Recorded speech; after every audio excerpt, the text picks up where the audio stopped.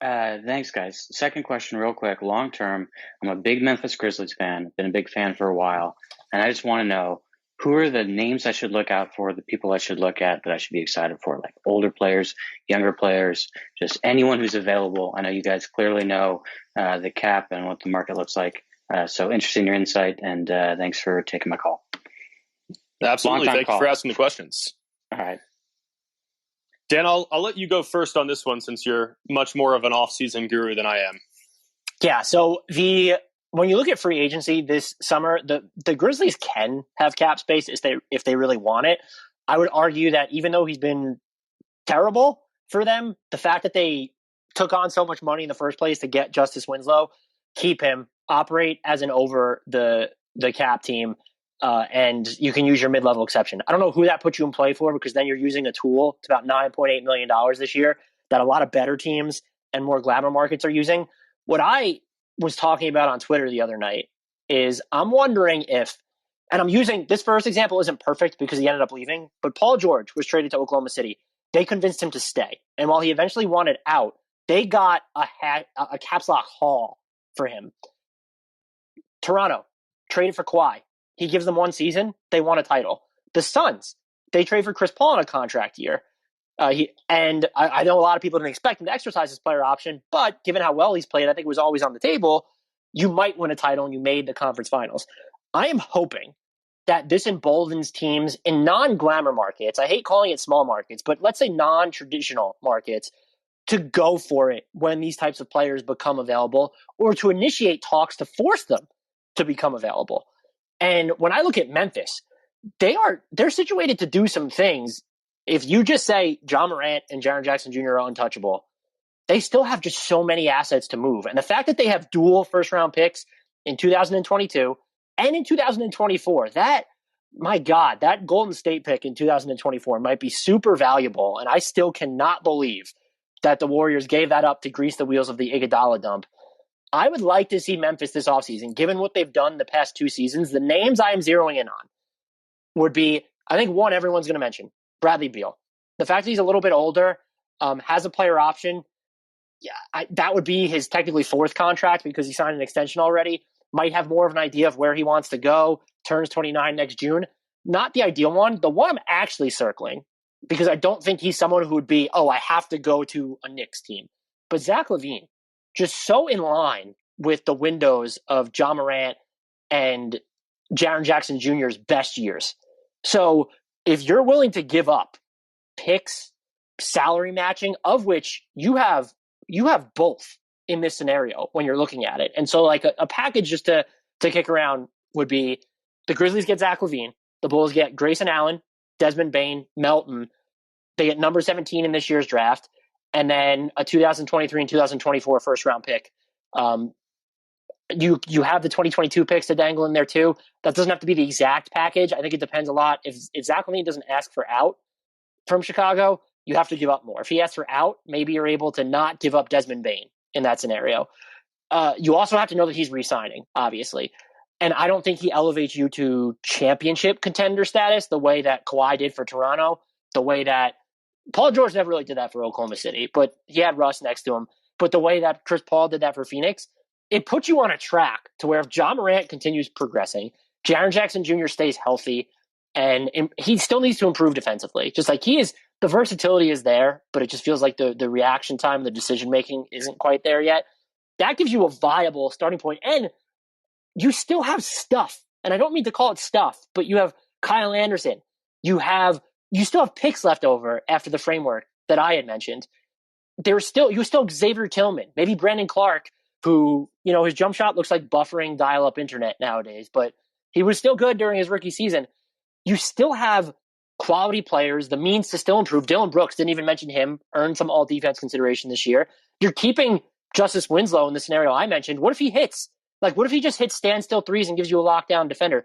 They have options, and I would really like to see them explore them and make a quasi all-in swing. I don't want to see them, give up 5, 6 first-round picks plus swaps for Bradley Beal. But if you can give up multiple firsts and some of the players I just mentioned to get a Zach LaVine, I think that sets you up nicely. And I think the Grizzlies are just, I didn't even mention Jonas Valanciunas throughout all this, who might have been or was their most consistent player this year when you factor in the John Morant injury. So Memphis is in a good spot. I think that they would probably prefer to slow play this, but I don't know. Even though they still feel far from the very tippy top of the West, a Zach LaVine deal for me. And first of all, is there a more exciting duo in the league than a John Morant, Zach LaVine backcourt? That would be so fun. Yeah. It would be so that's fun. the end. That's the end of my rant there. Those are like the only two stars that you can fathom becoming available. I don't like Siakam for this team. If Fred VanVleet became available, that might be like kind of interesting, but the fit with John Morant. I like that maybe fit, actually. It's not terrible. I just don't know what you're giving up for offensively. It's perfect. Defensively, I would just wonder because Fred VanVleet has to then cover a lot more. He's going to experience that in Toronto anyway, because if Kyle Lowry leaves, like his defensive workload changes a little bit. So, but yeah, I want to see Memphis make the win now trade. It doesn't have to be on the level of, what the Bucks gave up for Drew Holiday necessarily, because they're not that close, or what the Nets gave up for Harden, obviously. But give me Zach LaVine in Memphis. I'm still on team slow play the hell out of this. If you can get LaVine or Beal for a reasonable price, then do it. I'm fine with that. Like if the asking price for LaVine is one or two of the younger guys, one or two picks, fine. Make that win now move.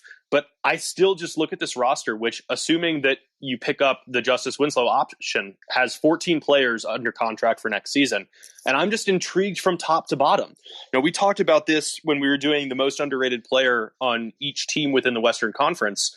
And while Jonas Valanciunas was ultimately my pick for Memphis, because I still think maybe this is changing after how he played at the back end of the season, that he might be the most underrated player in the NBA. You can throw a dart at this roster and find an underrated player. You mentioned so many names, and we really didn't even focus on Desmond Bane and if Brandon Clark turns things around, and Xavier Tillman Sr.'s potential impact, and Grayson Allen has shown flashes, and DeAnthony Melton has been so effective in smaller spurts. This roster has so many intriguing pieces with top-end pieces that have significant upside. Valanciunas was the most consistent player on the roster, probably the MVP of this season for Memphis. Morant has all-NBA potential. Jaren Jackson Jr. still has all-NBA potential. You have a lot of guys who are valuable role players. You're shaking your head about Jaren Jackson Jr., but we still have seen enough in smaller spurts that I don't think it's that unreasonable to think that he has that kind of growth potential. But even if he doesn't, and he's still on the younger end, like he turns 22 in September. Like, we can in no way discredit how much upside there is there. This roster has so many intriguing pieces that I think it would be a mistake to not see it out unless you're swinging for the fences. But that would be my question. Where are you getting that guy from? You need the second guy. And in today's NBA, the second guy probably isn't going to be Jaren Jackson Jr., even if he peaks. Someone who doesn't really create their own shot. And if you tell me he's going to become someone who guarantees you a top 13 defense and is going to bomb threes like he did during his sophomore year, I get it. You still need another guy. And when you look at this roster, where is that guy coming from? By committee. I think that this is the rare team that is deep enough with two-way players that you could potentially have a different guy stepping up on different nights. Because you just described the 2019-2020 Toronto Raptors, and they peaked. They weren't enough. That's just I think if you're Memphis, maybe that's fine, but I would aim for something bigger. I mean, I think if you slow play it, you're looking at a higher variance range of outcomes, but I do think that outcome includes a potential championship down the road, assuming that you get the growth that we're expecting here. It's a riskier play, but I do think that ceiling would be there. If you told me you wanted to wait a year before making the all-in play so you get a better feel for what Jaren Jackson Jr. is, I kind of understand it. But then you're in a situation where, there's always a next star up, but Bradley Beal and Zach LaVine are suddenly off the table in that scenario. And so it's harder to seen, how many stars in the last few years have we seen become available who we had no way of expecting them to become available? Well, there's multiple examples from every offseason. I do think that there's enough youth and upside here that you're not ruining the hand that you have for potential trades, especially because that 2024 Warriors pick could only become more valuable as time progresses. And we see that the Warriors aren't making a leap back towards championship contention. They might, but it might look more valuable too. You talk about a team that needs to trade for Zach LaVine. Golden State's up there. If you're telling me that you want to wait a year before making the all-in play, as long as you recognize that we're approaching a point where they probably need to make some sort of double down outside of the current roster. I think this conversation is a lot different and has a lot more urgency next year.